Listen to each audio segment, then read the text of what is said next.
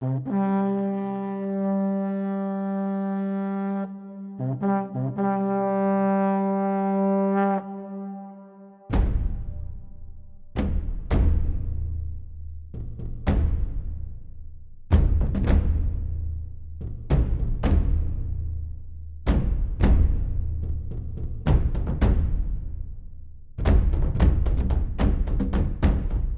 história da libertação dos escravos aqui no Brasil é forjada. As leis do ventre livre, sexagenário e depois Lei Áurea não entraram em vigor logo de cara. E essas leis são as leis que são feitas hoje em dia aqui no Brasil. São feitas no Congresso, assinada, promulgada, mas não pegam. São leis que não entram em vigor. E para fazer estas leis entrarem em vigor, demora anos. Agora imaginem uma lei para libertar as pessoas negras. Obviamente que não entraram em vigor logo de imediato, mas na internet, na televisão, nos jornais, nas revistas e etc., o jeito que eles contam é muito bonito, porque da maneira falada por eles, essas leis que libertaram o povo preto entraram em vigor instantaneamente.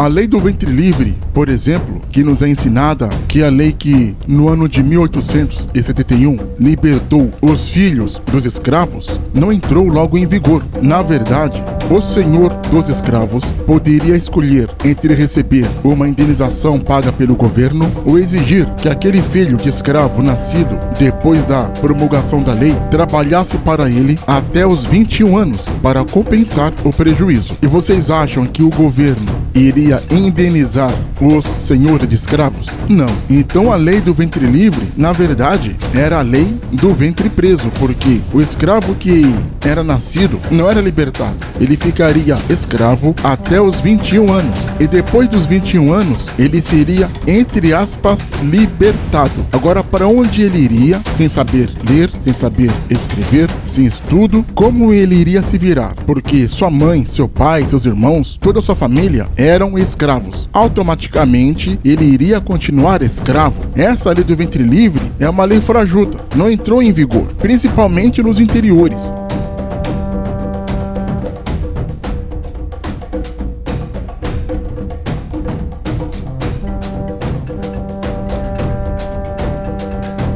Da mesma forma aconteceu com a lei do sexagenário. Juridicamente, o homem ou mulher escravizado com mais de 60 anos seria livre. Esta é a teoria, que é ensinada nas escolas, faculdades. Agora é a parte que ninguém conta. Este homem ou mulher, que na verdade ainda eram escravos, ganhavam o status de pessoas libertas, mas eles tinham que trabalhar por mais um período para indenizar o senhor, ou o governo poderia indenizar o senhor. E é claro que o governo não iria indenizar ninguém. Foram raras as vezes que o governo indenizou os senhores de escravos com essas leis. Se fizermos uma contagem do número de escravos vezes o número de indenizações pagas pelo governo imperial, nós veremos que as indenizações eram pífias, magras e irrisórias. Na realidade, a escravidão continuou do jeito como sempre foi. Os escravos idosos que tinham 60 anos ou mais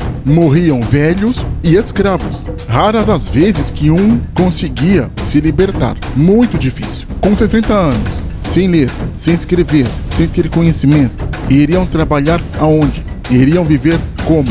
É a mesma coisa da lei do ventre livre. Seus netos, filhos, toda a sua família escrava e ele livre, não ia dar certo. Se muito jovem, sem conhecimento. Se muito idoso, sem energia. E cá para nós, quais foram as vezes que o Brasil, na época dos escravos, deu chance para o negro trabalhar? E nós vemos isso até hoje.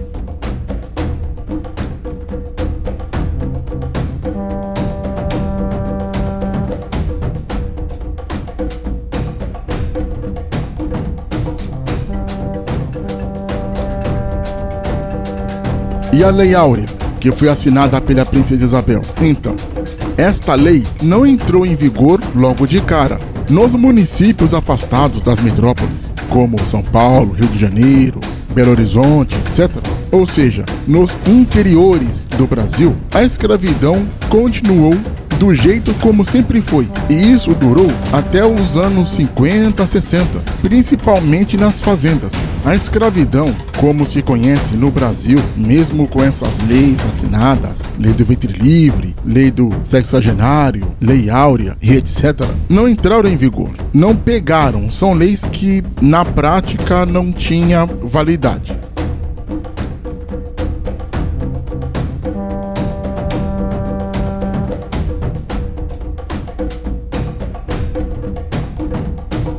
Esse tipo de escravidão só deixou de existir quando teve o êxodo rural. As pessoas que saíram do Nordeste, dos interiores do Brasil para virem trabalhar nas metrópoles, como Rio de Janeiro, São Paulo, Brasília, Belo Horizonte e etc.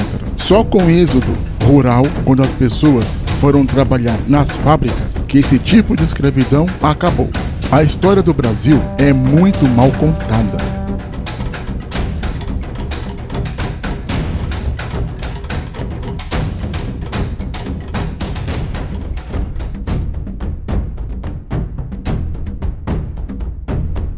Uma das provas que a escravidão continuou no Brasil, nos anos 70, 80 e 90, era muito comum noticiários de pessoas que estavam trabalhando em regime de escravidão. Trabalhos análogos à escravidão, essas coisas. E ainda nos anos 2000, 2010, 2015, muitas pessoas foram descobertas trabalhando em regime de escravidão.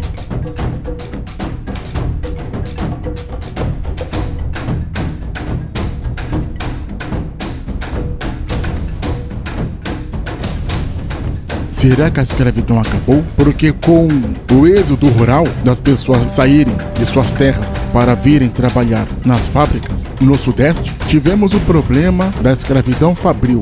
As pessoas que trabalhavam nas fábricas sem condições de segurança, sem seus direitos trabalhistas em dia, trabalhando em regime de escravidão e etc. Será que acabou a escravidão no Brasil?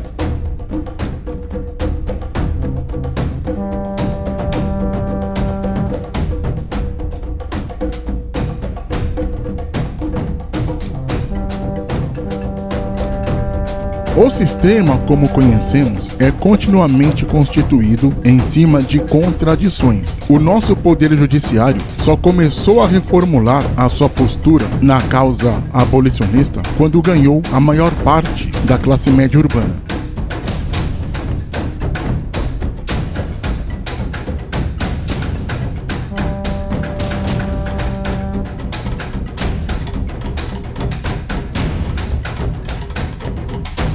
A história no Brasil é muito mal contada. O sistema faz a sua versão da história para idiotizar sua própria nação. Acredite no sistema quem quer e desconfie do sistema aqueles que forem espertos.